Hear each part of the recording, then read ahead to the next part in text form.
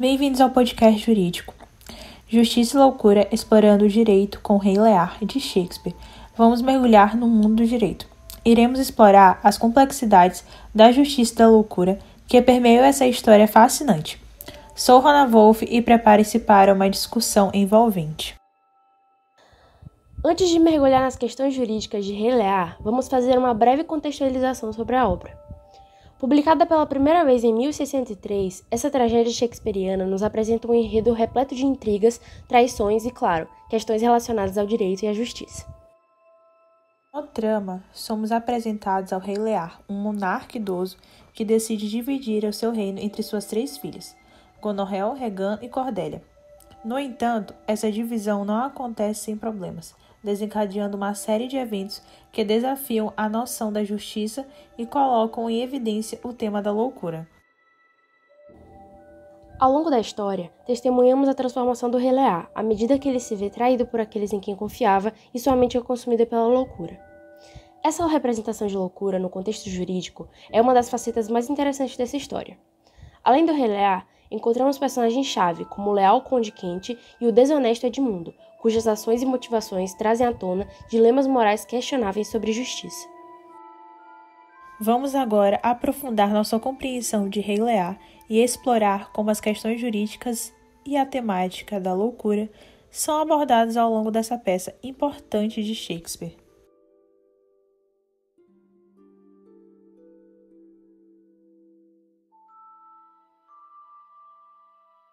A obra Rei Lear de William Shakespeare aborda uma série de temas e questões morais complexas, o que permite conexão com o direito de diferentes maneiras, como por exemplo a justiça. O tema central de Rei Lear é a justiça e como ela é aplicada.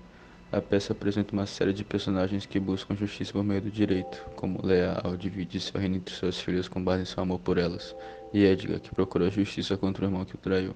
No entanto, a peça também examina a natureza subjetiva da justiça, mostrando como ela pode ser distorcida e manipulada por interesses pessoais. Rei Lear também lida com questões de autoridade legal e governança. O personagem Lear é um rei que deseja manter o controle sobre o seu reino, mas acaba perdendo sua autoridade à medida que as coisas saem do controle. A peça levanta questões sobre a legitimidade do poder e a importância da autoridade legal na manutenção da ordem social. A trama central da peça envolve a divisão do reino de Lear entre suas 3 filhas. Esse enredo aborda questões relacionadas ao direito de sucessão, como a distribuição justa de propriedades e o papel do monarca na escolha de um herdeiro. A decisão de Lear de basear sua divisão nas declarações de amor de suas filhas levanta questões sobre a adequação de critérios subjetivos na determinação da sucessão. O poder e a justiça estão intimamente relacionados no contexto do direito, como por exemplo na aplicação da lei. O poder é fundamental para a aplicação da justiça no sistema legal. Os órgãos judiciários têm o poder de interpretar e aplicar as leis, bem como de tomar decisões sobre a culpa ou inocência de um indivíduo. Esse poder é essencial para garantir que a justiça seja alcançada e que as leis sejam aplicadas de maneira adequada e imparcial, assim como a igualdade perante a lei. Isso é, a justiça requer que todas as pessoas sejam tratadas igualmente perante a lei, independente de sua posição de poder ou influência. O direito busca garantir a igualdade de acesso à justiça e a igual proteção da lei para todos os indivíduos, independentemente de sua posição social, econômica ou política. A justiça exige que o poder seja exercido de maneira imparcial e que todos sejam submetidos às mesmas normas e proteções legais.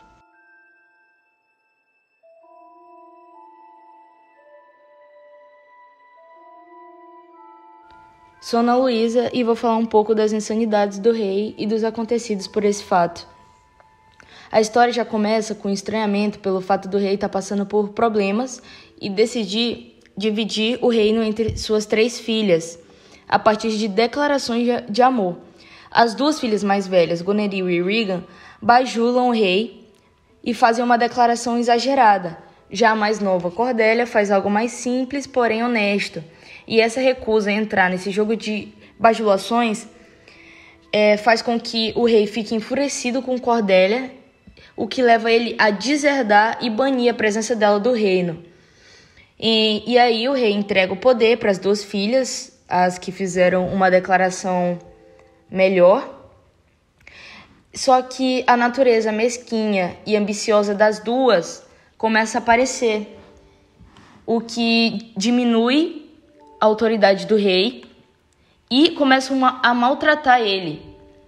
E logo depois, a insanidade dele começa a ser percebida quando eles vão para um campo, quando ele vai para um campo numa tempestade e começa a ter falas desconexas, períodos alucinógenos. E aí, nesse meio tempo, ele encontra um bobo da corte, que foi sua única companhia, e começa a conversar, porém a conversa é totalmente desconexa.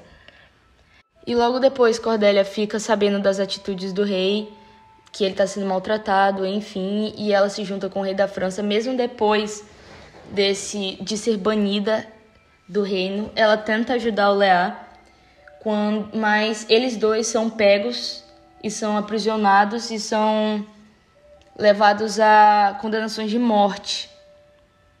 Que é nesse momento em que o Lear, mesmo com esses períodos de insanidade, onde suas faculdades mentais estão sendo questionadas, ele percebe os erros dele, tenta resolver, porém já é tarde demais, e acaba que Cordélia morre, e é aí que ele percebe o erro dele. Aí nesse momento, mesmo com problemas mentais e entre outras coisas. Do ponto de vista legal, o rei Lear possui autoridade e poder sobre o reino. Ao distribuir o reino de forma equivocada, ele pode ser considerado responsável pelas consequências resultantes dessa decisão. Podemos até argumentar que sua negligência em selecionar herdeiros apropriados viola seus deveres como governante. A responsabilidade legal de Lear também é evidente em suas ações posteriores. Ao deserdar sua filha Cordélia e banir aqueles que o contradizem, ele desencadeia uma série de eventos que culminam em guerras e mortes. O rei é, portanto, legalmente responsável pelas consequências dessas ações. Além da responsabilidade legal, há também a questão da responsabilidade moral dos personagens. Lear é confrontado com suas ações ao longo da peça, o que leva a uma jornada de autoconhecimento e arrependimento. Podemos dizer que ele se torna moralmente responsável por reconhecer os erros que cometeu? Com certeza. O arrependimento de Lear mostra uma evolução moral significativa. Ele reconhece suas responsabilidades em relação ao sofrimento causado e busca a redenção. A jornada do personagem é uma representação clássica da busca pela consciência moral e do enfrentamento das consequências de suas ações. Não podemos esquecer dos outros personagens da obra, como os filhos de Lear e seus conselheiros. Cada um deles possui suas próprias responsabilidades, tanto legais quanto morais, diante das situações apresentadas. Suas escolhas e atitudes contribuem para o desenrolar da trama. A responsabilidade legal e moral se estende a todos os personagens. Podemos citar o papel de Kent, que assumiu uma identidade disfarçada para proteger Lear, demonstrando lealdade e responsabilidade com o rei. E não podemos esquecer de Edmund, o filho ilegítimo de Gloucester, que trama contra seu irmão Edgar e manipula a situação em seu favor. Edmund é um exemplo de personagem que busca apenas seu próprio benefício, sem levar em consideração a responsabilidade moral de suas ações. De fato, a obra Rei Lear nos mostra um intricado jogo de responsabilidades legais e morais. Os personagens enfrentam as consequências de suas escolhas e precisam lidar com o peso de suas ações ao longo da trama. É uma reflexão profunda sobre os limites da autoridade e a importância do discernimento ético. Como o sistema jurídico atuaria nas situações narradas na obra Rei Lear? Questões de propriedade e direito. Ao longo da peça vemos conflitos relacionados à propriedade e direitos de terras. O personagem Edmund, por exemplo, falsifica uma carta para desacreditar seu irmão Edgar e assumir as terras de seu pai, o Conde Gloucester. Outra responsabilidade criminal. Há também questão de responsabilidade criminal na obra, como o plano de Edmund para incriminar seu pai Gloucester como traidor. Semelhanças e diferenças entre o sistema jurídico do livro Rei Lear e o da realidade. Base legal. Tanto na peça quanto na realidade, espera-se que haja uma base legal para governar as relações sociais e resolver as disputas. Diferenças possíveis. Estrutura legal. O sistema jurídico retratado em Rei Lear é baseado em um contexto histórico diferente, onde a monarquia era uma forma predominante de governo. Na realidade atual, muitos países adotam uma estrutura legal baseada em constituição escrita com divisões de poderes e um sistema de justiça independente. Relação do livro Rei Lear com a realidade. Relações familiares. A peça explora as complexidades e os desafios relações familiares, incluindo conflitos entre pais e filhos, disputa de herança e a traição dentro da família.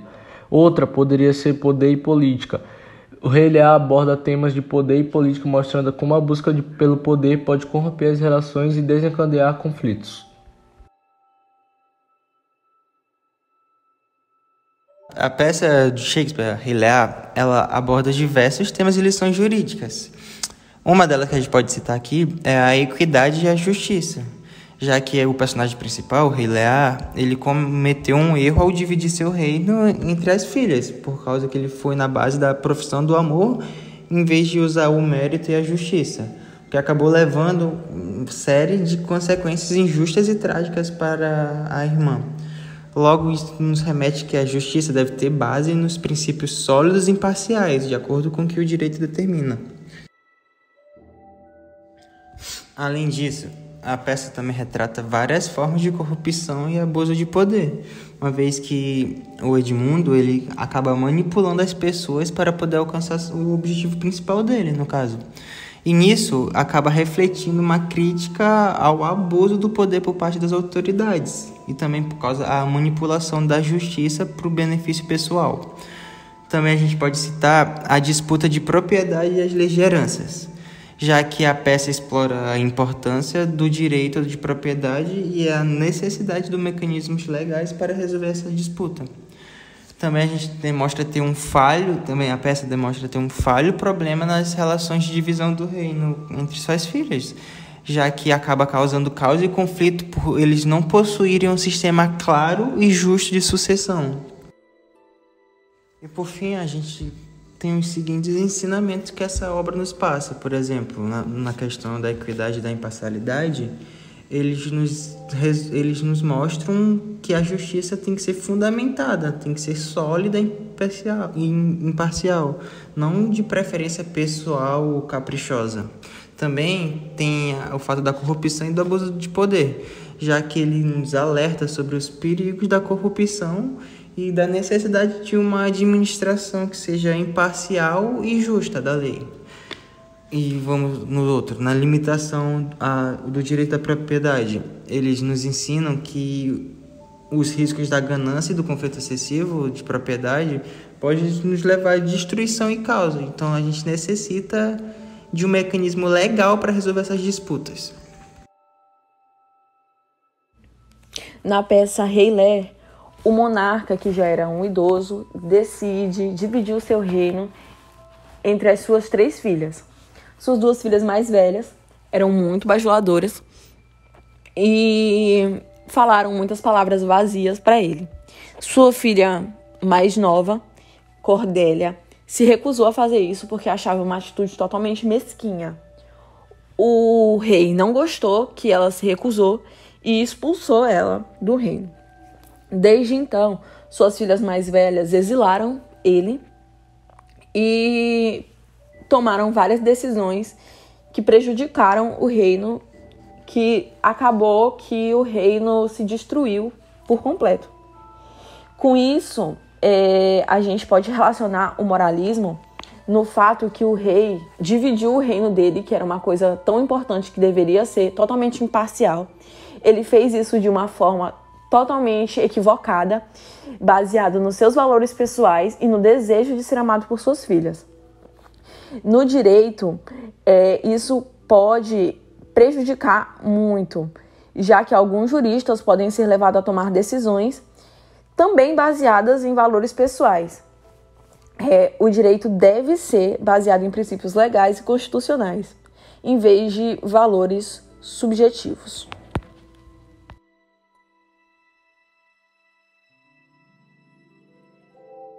Boa tarde, meu nome é Urik e eu vou pontuar possíveis soluções que poderiam solucionar os problemas contidos no universo de Rei Lear.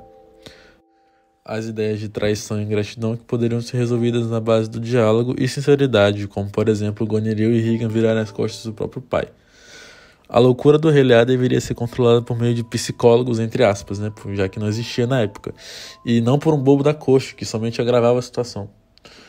Imparcialidade e busca por justiça. Muitos personagens ficam ilesos, ou pelo menos por um bom tempo dessa forma, ilesos, já que os discursos da época influenciam muito no julgamento de uma pessoa e acaba não tendo uma resolução sólida. Por fim, as ideias de ganância e rivalidade deveriam ser desconstruídas, já que o ser humano sempre viveu com essas duas características que podem levar a sociedade a um fracasso, como aconteceu no reino de Lear. E agora eu vou explicar possíveis soluções para caso os acontecimentos da obra se reproduzem no Brasil, o que é muito provável e com certeza já aconteceu milhares de vezes. Com a análise de todo esse contexto, é certo que há jovens que não obtiveram os direitos de receber suas heranças por motivos injustos, e este é o problema que deve ser resolvido. Para tanto, é dever do Ministério Público assegurar o acesso e usufruto dos direitos dos herdeiros. Para isso, o Congresso deve solicitar dinheiro de fundos estatais e investir em programas que garantissem os direitos dos menores. Além disso, o governo federal e o Ministério Público devem agir fiscalizando as leis destinadas a conferir direitos dessas pessoas. Só assim, os direitos de pessoas como Cordélia não serão prejudicados injustamente. E é isso, pessoal. Esse trabalho vai ficando por aqui. Muito obrigado por toda a atenção e uma boa tarde a todos.